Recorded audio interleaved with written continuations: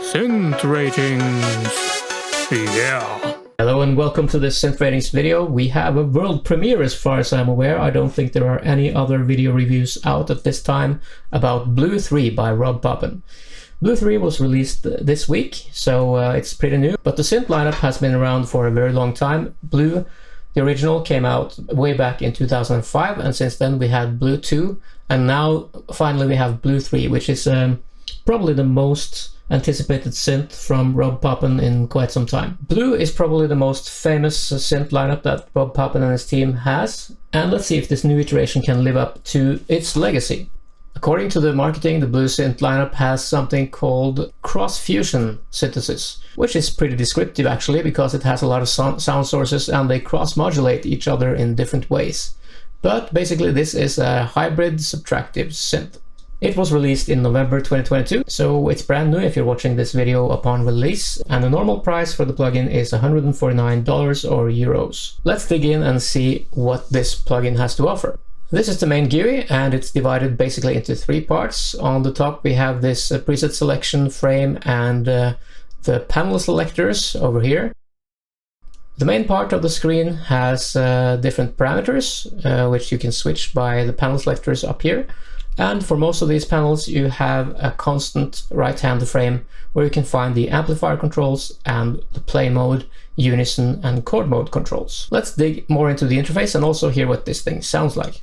Here we have the synth loaded up with its default preset, so let's first take a listen to that.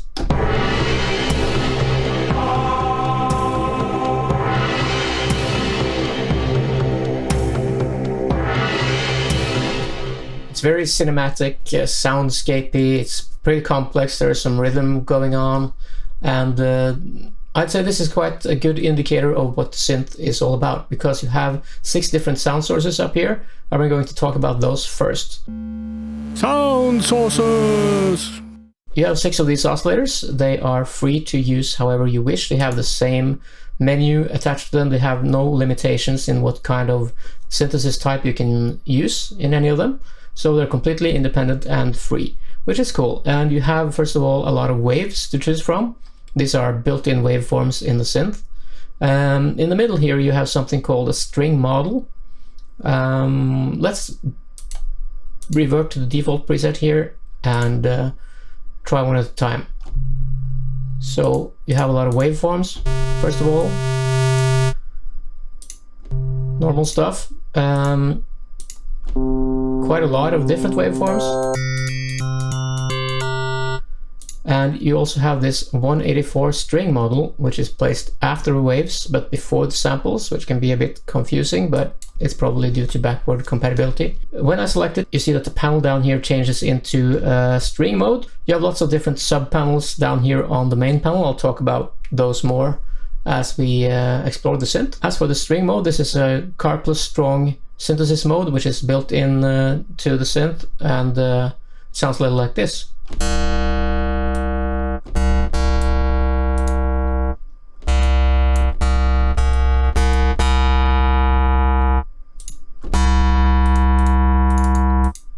I guess it's called string modeling because you can get these plucky string sounds from it. It can be useful for some types of sounds, acoustic sounds, but it's not that exciting, to be honest. Moving down the list, we have a lot of samples here. Percussive samples, good for those rhythms I was talking about. You have something called sample stacks, which I suppose are multi-samples, which spread out well across the keyboard. Some big sample stacks. Good sounding stuff. Some special samples. Okay. And yeah, basically a lot of different waveforms and samples in here. You also have these sample 1 through 6 and layer sample set, which are user samples. So for these samples, I go over to the samples panel over here, and here I can load up samples for each of the 6 user samples that I have available. I have found a directory containing some old synth, some hardware synth waveforms. Maybe that one. If I click sample preview, I can play those in preview mode.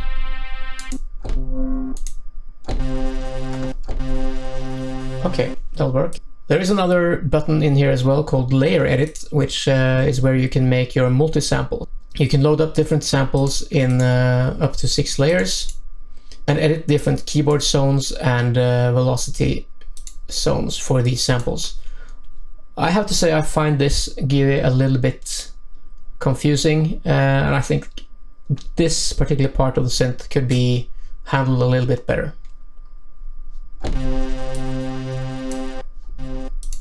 Okay, do I have to turn this off or what? Seems like that's a bit of a gotcha moment right there. But now that I have my sample loaded into Oscillator 1, I can do lots of cool stuff with it. I can use all these parameters, which I could also use on the built-in waveforms. And there are a lot of things you can do here. Let's start with something simple like Sim, for example. That works on the pitch for some reason. The symmetry. You can also use the symmetry LFO to get some modulation on that. Okay, that's not quite what I want. Double click to reset. You can also right click all of these parameters and set to whatever you like, default, 0, random, and so on. You can also click this green button here, granular mode enabled. And that changes, as you can see, some of these dials down there. Size, length, and random are my new ones. So I can use granular synthesis here in a limited fashion, but still.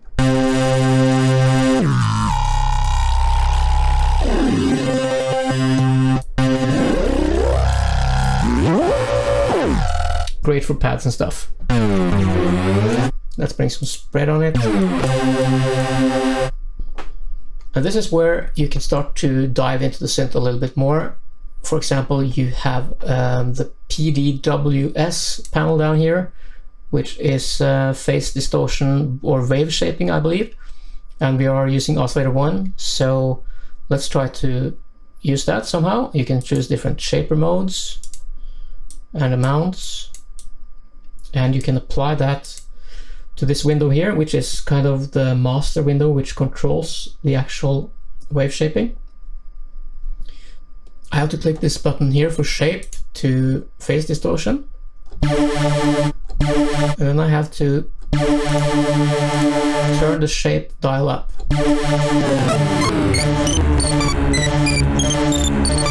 Okay, so that's phase distortion if I choose wave shaping instead.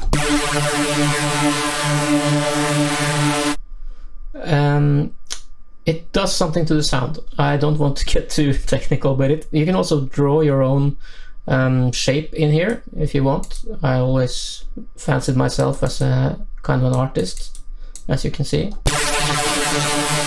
So now I have a completely different shape going on. And you can play with these, and you see kind of this subdued line here, which is not taking effect until you press apply. If you apply it, then that will take over your window. This is what's going on to your sound. So that's the PDWS functionality. I actually kind of liked the way it was.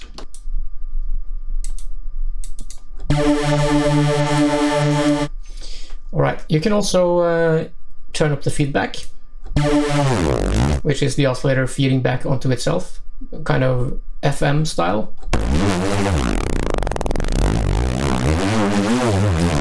That's pretty cool. And of course you have FM synthesis as well. When you go to the ALG page, you can see the 6 oscillators like operators in an FM synth. There's also another way to view this, and that's the FM matrix. So here you can set individually which oscillator will feed into which other oscillators. So this is if you want to build your own custom algorithm in a way. You can also choose some presets here, and you can see that the display updates based on which oscillators are affecting which others. If you're not too familiar with FM synthesis, this is something you probably have to learn, and I wouldn't say this is the easiest place to learn it. So This is quite technical. Also, one thing you need to be aware of is that if you do some changes, if you make changes here in the FM matrix, you will override your FM preset. And if you then go back to the FM preset and change preset, all your changes are lost in the matrix here. So that's a little thing to be aware of. You can choose between phase mod and frequency mod as well. Frequency mod, of course, being the classic FM thing. Let's see if I can get this to work somehow. I have my sample here, and I have sine wave in oscillator 2. Let's enable oscillator 2.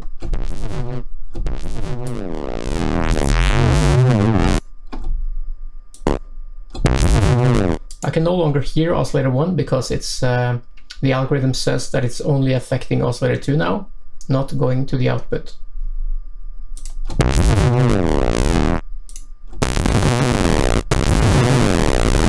And then of course you can use all the different parameters to modify oscillator 2 as well.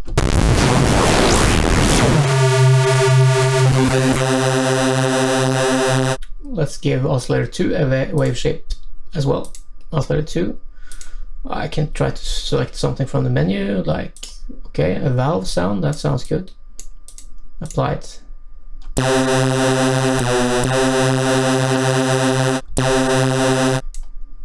Alright, let's enable it as well.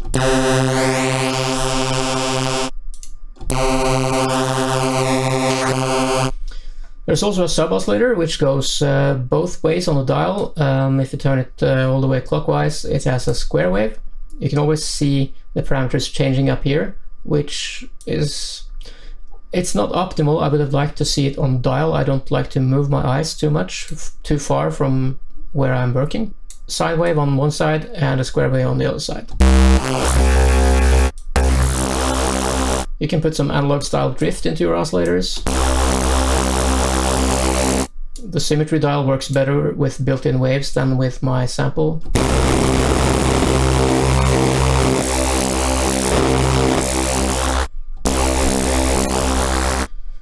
So yeah, if you enable all 6 oscillators and play around with all these parameters, then you can understand that this is quite a complex beast. You can also route all the oscillators to different destinations, filters or effects, and that's on an individual oscillator basis. So if you want to have one oscillator going into the filter and another oscillator going directly to the effects or just bypass everything, then that's fine. Lots of flexibility here for the sound sources. We're about to start giving out some points, and let's start with the sound sources category. There's a lot of good stuff here. We have 6 oscillators and you can use them without restriction, any type, any oscillator. There's also a wide selection of waveforms to choose from. There are lots of cross-modulation possibilities between the oscillators, including a proper 6-operator FM matrix, and the ability to load user samples into all the oscillators and use all the cross-modulations on them guarantees endless sonic variety. Not everything is hunky-dory though, because I feel that string modeling is quite limited in its applications. It is somewhat confusing how all the cross-modulations work, and they have some limitations which are not always apparent or easy to understand. Sample layering, although that is perhaps a marginal feature, could have been implemented better. It's evident to me that this is a very powerful part of the synth, and I'm going to give it quite a high score of 8. Filters. Our little sound is getting to be a little bit too harsh at this point, so let's move on to the filter section, which doesn't take up too much space on your screen. It's this little section in the middle here. It's got 2 filters and you can set them in parallel or serial mode. Let's choose a filter type for filter 1. It's got quite a few to choose from. Standard filters and a couple of exotic filters as well. Let's start with something basic. A low pass filter. Okay, I guess I have to route oscillator to the filter. There are the normal controls here for frequency, resonance, and distortion, envelope amount, velocity, keyboard tracking, mod wheel, pan, and volume. I like this distortion knob, by the way.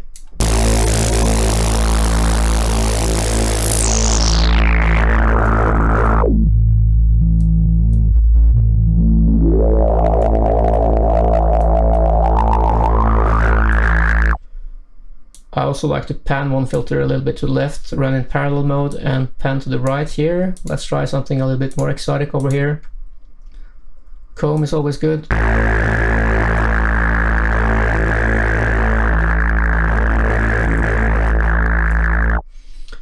Let's just make sure. Yes, you have to select filter 1 plus 2 here.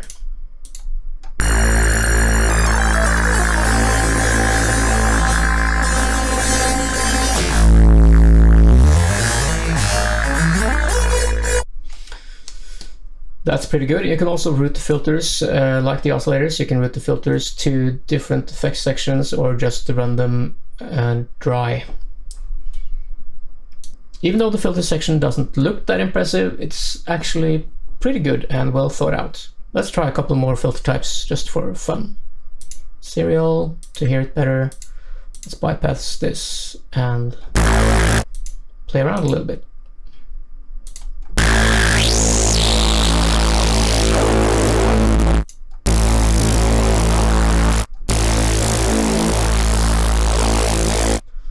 Yeah, I probably should route all of it to filter 1 first.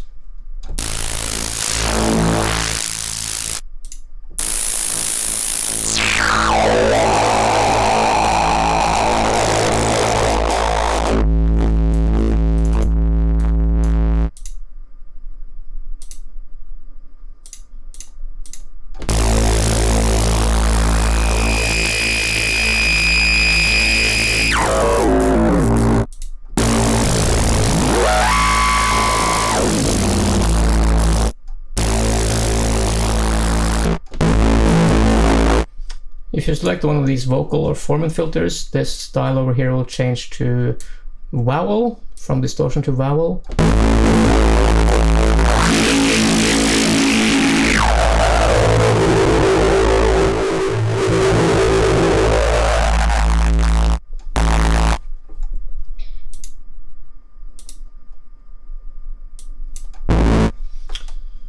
Alright, that's probably enough grating on your ears from my filters. When it comes to scoring the filters, we have a good selection of filter types, some exotic ones mixed in with the usual normal suspects. The routing is flexible. You can send some oscillators to one filter and keep the others dry, which is always good. You have filter distortion with variable distortion amount. I like that. As for complaints about the filter section, there is no filter link.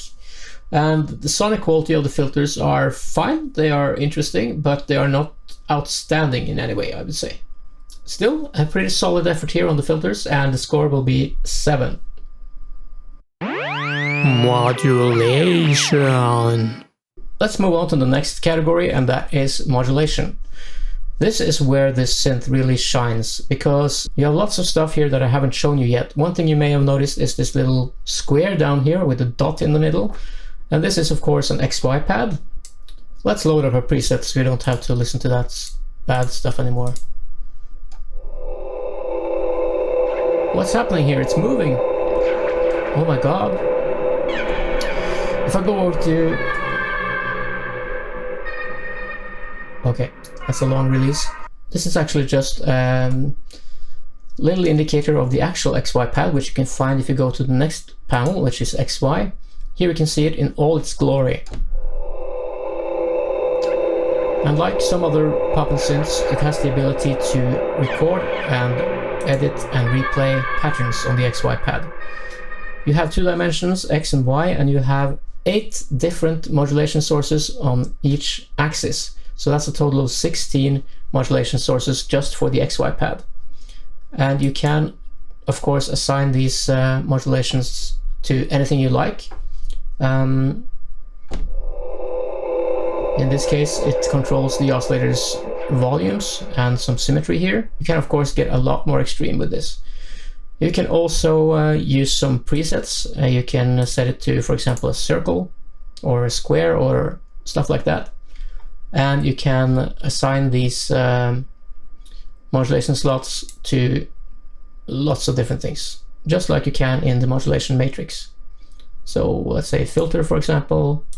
I want to reduce the filter frequency a lot. And I want to use it in live mode.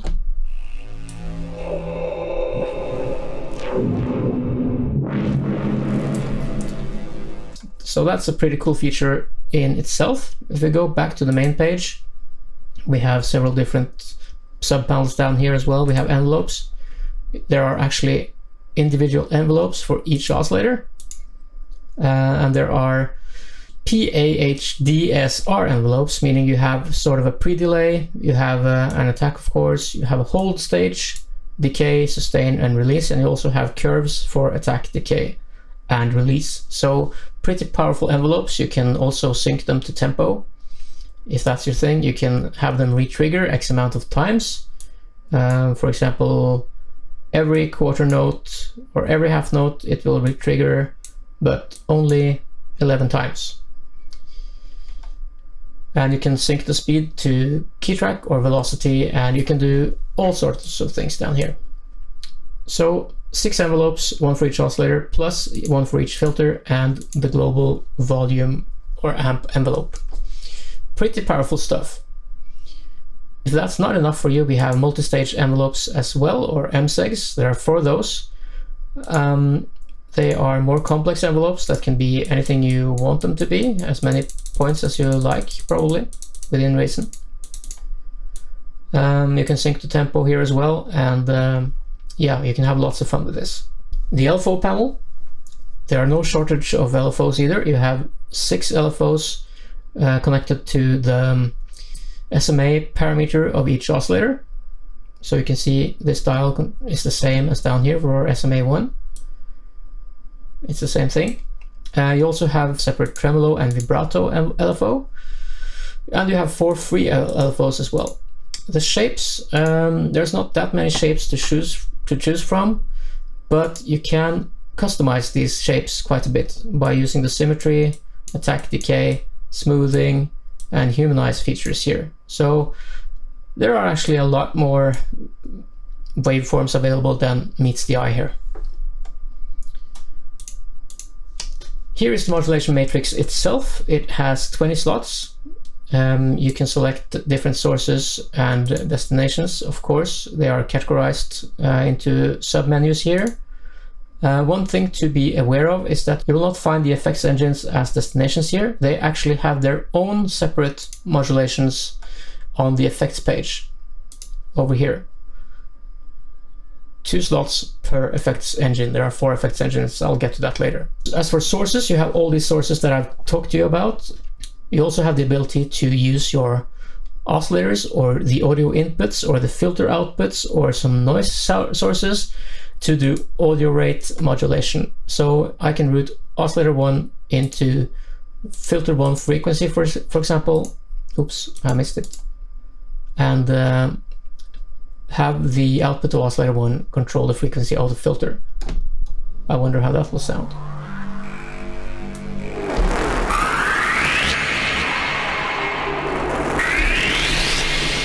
So that's one way to...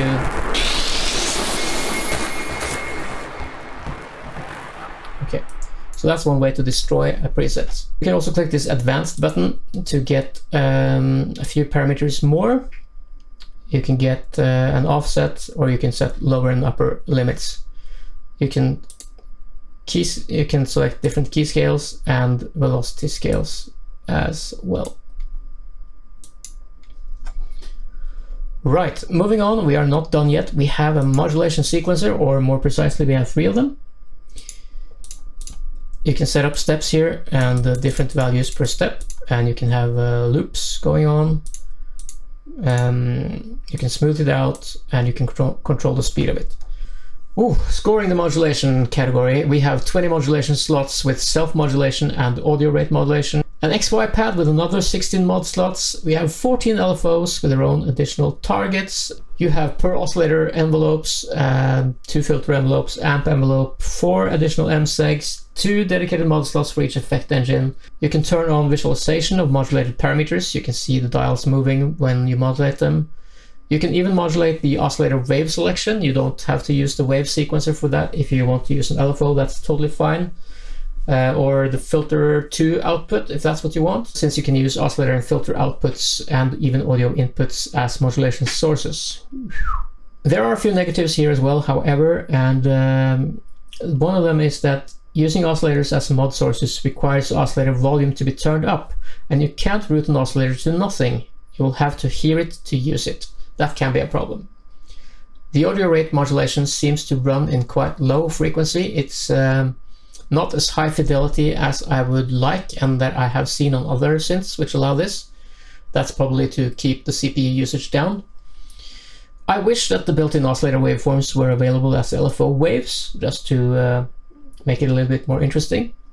And there is no drag and drop modulation setup. You can right-click parameters to set up modulations instead though, so it's not too big of an issue. This category is clearly a big strength of the synth, maybe its biggest strength, and the score here is going to be a whooping 9. Effects. I gave you a brief detour into the effects section here, so let's take a better look at that. You have 4 engines, FX 1 to 4, and you can set them up in pretty much any routing that you like, as long as you're going from 1 to 4 in some way. And you can also select drive volume, and you can pan stuff around a little bit, so quite flexible. And as I mentioned, you have these 4 modulation sources to control different effects parameters. But how about the effects themselves? You have quite a few categories here. You have delays, reverbs, choruses, flangers, distortion. You have some panning and dynamics, and filters and EQ in here. As far as I can tell, these are the same as you have in Bluetooth, so nothing particularly new here, except that the GUI has been given a facelift. Let's listen to a few of the parameters by creating some stupid default preset. Just give it a saw wave or something. That will be great food for our effects. Start with a chorus here. Again, I have to make sure I route this correctly. Let's put it right into effects 1.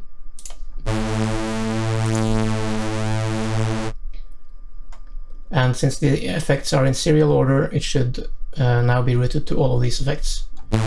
Here's the chorus. We can try maybe flanger. Over here, let's put some distortion.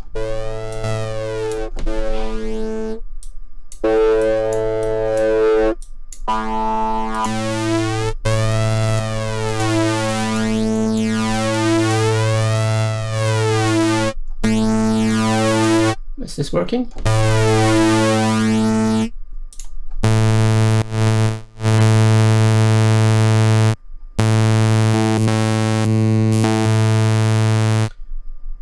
Again, it annoys me a little bit that the tooltip isn't working like I would want it to work. As I move this parameter, you have to look up here in the parameter readout, and my eye is down here. So why couldn't the tooltip or something show me what I was doing while I was doing it, instead of having to move this and then look at the tooltip, or move it and then move my eyes up here? It's just a little niggle, but it kind of hampers my workflow a little bit. Anyway.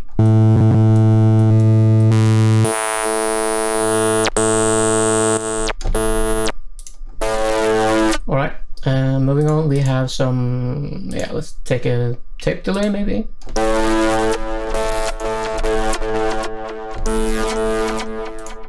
And finally, of course, a reverb. Let's try the high quality one.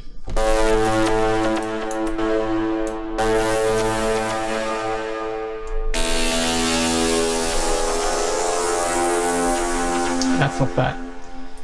I wish I had a separate EQ here, but I can always use the 2-band EQ or the equalizer. You have compressors, filters, and so on. I think you get the picture. The effects section is pretty good sounding, I would say, and as you can see, it's very flexible with all these paths and so on. Scoring the effects section, we have 4 effects engines in mostly flexible order, as we have seen. There are 35 different effect types to choose from, and you can route single oscillators freely to one or all or none of the effects. The only thing I really have to complain about here is that the effects seem to be carried directly over from Bluetooth. I can't see or hear any difference apart from the GUI facelift. And Bluetooth is of course a rather old synth by now, so maybe some audio code here should be improved. I don't know, I can't really tell if there's any improvement. Still, it's pretty solid stuff, and I'm going to give this category a score of 7. Features! Let's explore the remaining features of the synth. We have talked about most of the pages by now. We have not talked about this, which is a chord mode. You can enable it and play like 4 notes in a chord. You can select how many semitones they should be apart. That's a beautiful chord right there. You can strum it.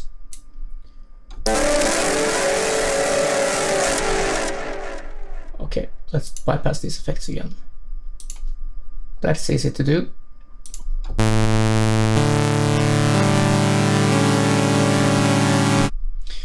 If you just want to do some simple changes to the chord mode, you always have it available down here in the play mode. Maybe I was a little bit overboard with that. You can set velocities, different pannings. It's actually quite comprehensive stuff. You can even sync it to tempo if you want. And as always, there's a command menu to help you copy and paste and so on. The final panel down here is this waveform, which is only some cheesy display of your sound. It's not very useful. The X5 page, we've talked about that. What we haven't talked about is the ARP and SEC panels. There's an arpeggiator and a sequencer. They are quite similar. If I enable the arpeggiator... Okay, no chord mode for you. A normal arpeggiator there. What happened to my panning? Huh. Okay, so the panning of the first note affects your sound even if chord mode is off. That is good to know. Not the way I would have designed it, but okay. So you can set different ties and slides and so on. You can have other tunings. Let's put this up a few notes here. Velocities, lengths. You also have 3 rows for free parameters that you can assign to whatever parameter you want using the modulation matrix. And you also have a pretty cool ratcheting feature. Okay, you have to enable the ratcheting as well. It's probably a bit too fast to hear.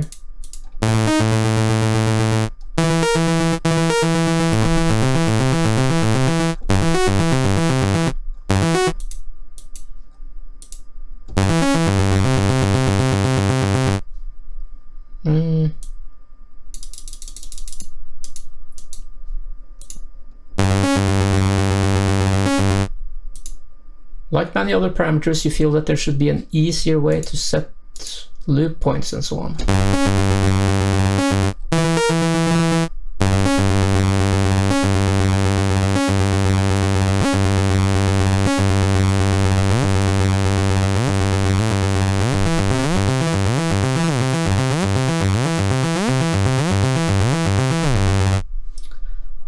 So by setting up something in the modulation matrix for sequencer, arpeggiator free one, let's say oscillator 1, you can actually change its waveform as well, which is very cool.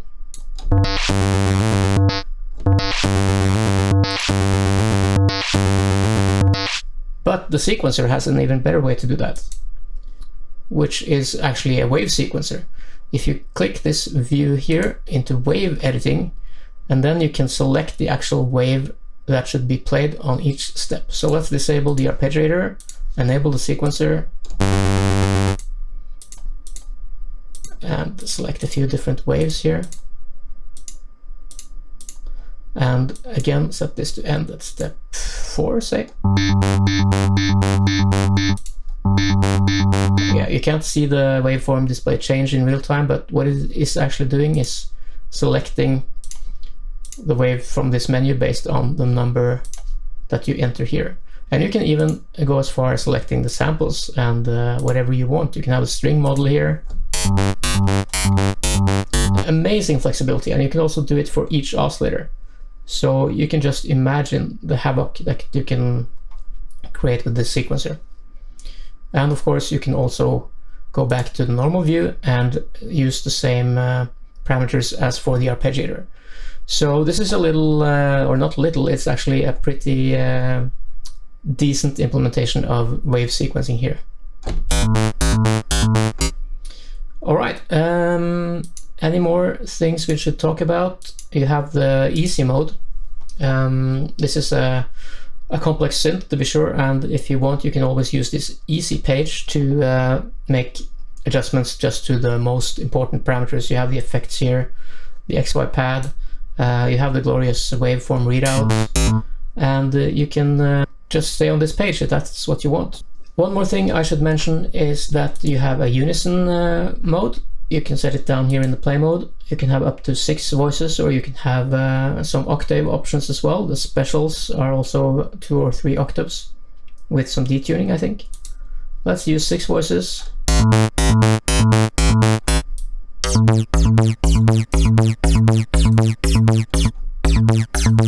So here's my unison wave sequencing sound. If I actually took the time to run this through some filters and set this up a little bit, I'm pretty sure it would be cool. Yeah, there we go. Easy. Scoring the features, we have a 6-voice unison, we have a 32-step arpeggiator with ratcheting and multiple per step parameter values, which are also found in the 32-step sequencer, which adds wave sequencing per oscillators, including user samples to that. That is one powerful feature. You also have chord mode with strumming, you have exotic tuning with it, which I didn't show you, but it's there. And there are audio inputs as well, which I also didn't show you. Negatives here is that, well, it's a slight negative, but the ARP and sequencer screens are very similar, and I guess they maybe could have been combined to make it easier. One bigger thing that I'm missing here is patch randomization. That would be totally awesome with all the possibilities available. You can set single parameters to random, so it seems we're already halfway there. So if you're listening, Papen and team, that would be something to consider for an update. This feels like another strong point of the synth, and the score for this category is an 8. Ease of use. The ease of use category, well, the GUI can be resized this time, Blue 2 can't, so that's a big improvement right there. You don't have to work with a miniature display anymore. The overall GUI design works. The complexity of the synth is handled pretty well by all the panels and tabs, I feel, although you have to learn how to navigate it, of course. And there are lots of commands everywhere for copying, pasting sections between presets, etc., as well as loading and saving. But as you have seen, there are quite a few problems when using this synth GUI-wise, and one of them is that the list of the waveforms and synthesis types, etc., are not logically sorted anymore, probably due to backwards compatibility. The GUI can also be very confusing for some of the cross-modulation tasks, like the FM volume control and the fact that the FM algo presets overwrite your FM matrix. The visual feedback given to you when you are changing parameters or trying to set something precisely, like delay times or distortion types as I showed you and so on, that needs improvement. I don't like the way it's implemented right now. Overall, there's not much wrong with the design of the GUI, but its implementation seems a bit rushed and unfinished. So this is not the synth's strength at the moment, and I'm going to give it a score of 6. Presets. Let's talk a little bit about the presets. Here's the manager screen. The bank manager, it's pretty similar to other Papen synths. It's actually pretty easy to use. You have all the banks over here to the right. There are, of course, a lot of presets. There are over 5,000 of them. So lots of stuff to listen to.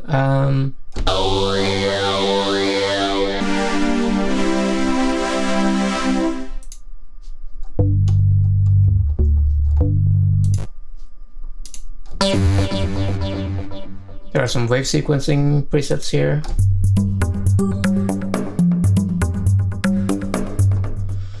This preset manager is working very well. There are lots of things to do, copy, paste.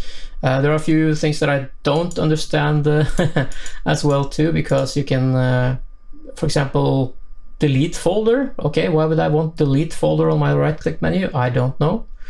You can convert Bluetooth presets and banks. One thing to mention here is that most of these presets are in fact Bluetooth presets.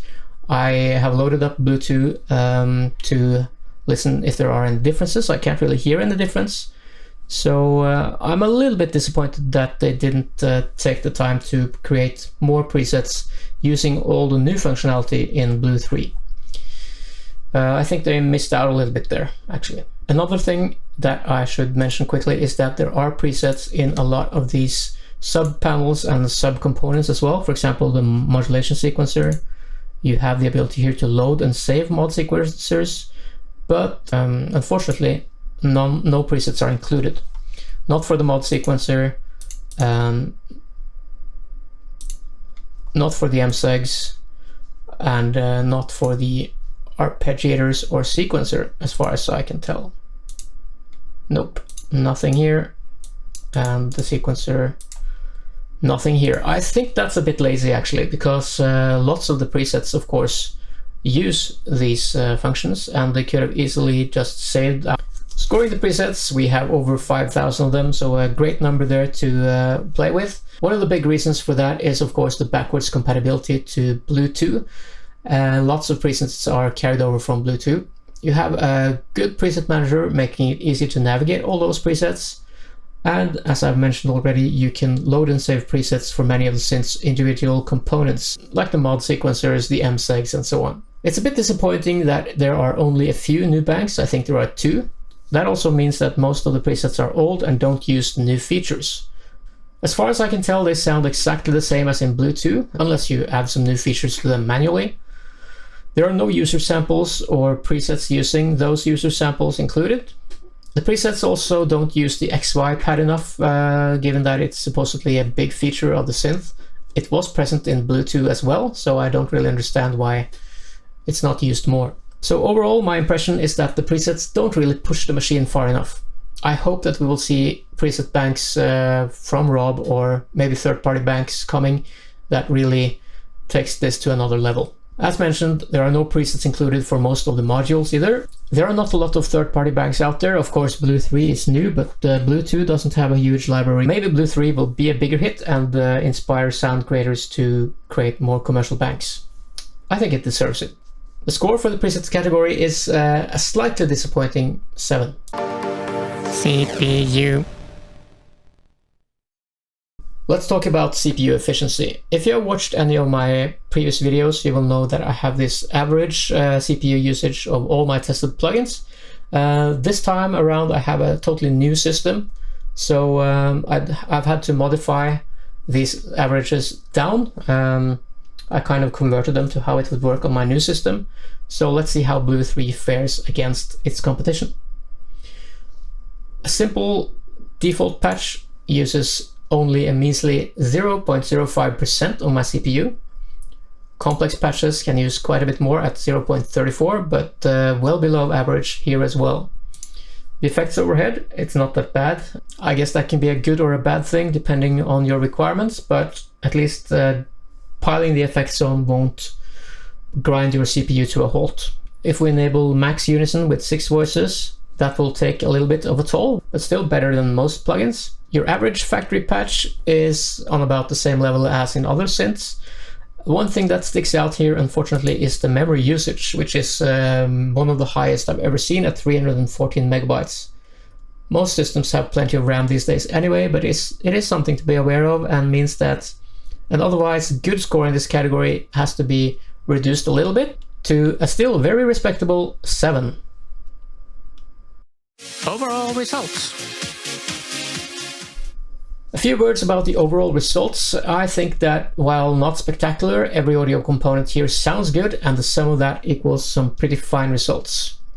Perhaps one could wish for some more easily accessible final processing, like compressors, limiters, equalizers, to help the synth sit better in the mix. But all of those are available in the effects section if you really need them and can spare an engine. One thing to be acutely aware of is that this is only version 1.0.0. The software is not stable yet, and it will crash if pushed even slightly. I've crashed it several times trying to do some creative stuff, and you will probably do that as well, unless you're watching from the future and using an updated version. I think more testing before release would have been advisable in this case. And that goes for the last point here as well. The whole plugin feels a little bit rushed and unpolished at the moment, but keep in mind Rob has a great track record for updates, so I'm not too worried about that actually. Although the synth sounds good, I think these issues will have to affect the score here, and I will restrain myself to giving it a pretty average score of 6. Money! We have arrived at the last category, which is value for money. The normal price for this plugin is 149 euros or dollars. There is an intro sale going on right now. If you're watching in November of 2022, you can get it for 25% off. Like all Rob Papen products, this is part of the Explorer bundle, so if you have some old Papen plugins, even effects lying around, you can easily upgrade to the Explorer package, and that will give you the whole product range, and it's just a wonderful bundle. I think it's one of the best bundles out there when it comes to VST instruments. That's why I mention it every time. If you'd like to try it out for yourself before you buy, there is a 30-day demo available, which only restricts you from saving presets. Final rating! That concludes our scoring today. Let's take a look at how it all adds up, and here is the spider diagram. It's a pretty well-rounded synth, modulation sticking out as its biggest forte, while the overall results, that means stability in this case, and ease of use are the things holding it a little bit back. As updates come along, these things will no doubt be improved, and we will be looking at a pretty solid synth, I would say. So the final score for Blue 3 from Rob Papen is 7.2, giving it the recommendation of very good. I'll round this up with a few closing comments about Blue 3. I find the highlights of the synth are its experimental nature, its ability to produce complex soundscapes, and it does a lot of world music-y keyboard type sounds, which I like, and I guess this will be pretty great for people who do stuff like library music, for example, given the amount of presets and versatility on offer here. Some limitations are that this is not your fat analog EDM powerhouse. It doesn't do super saw type sounds that great. As mentioned already, the usability should and probably will be improved, as well as the stability issues. Blue 3 is a complex synth with fantastic potential. It delivers on most fronts with good sonics across the board and modulation that goes as deep as you want it to go. The synth calls out for experimentation, which makes it a bit of a disappointment that said experimentation is made less inviting by workflow issues and instability at this point. That said, if you can only get one Rob Papen synth, this is the one. If you want a reason not to, then you can be excused if you want to hold out for an update first. It's not the finished article just yet. When it is, it deserves to be a hit. Thanks for watching, and have a great day.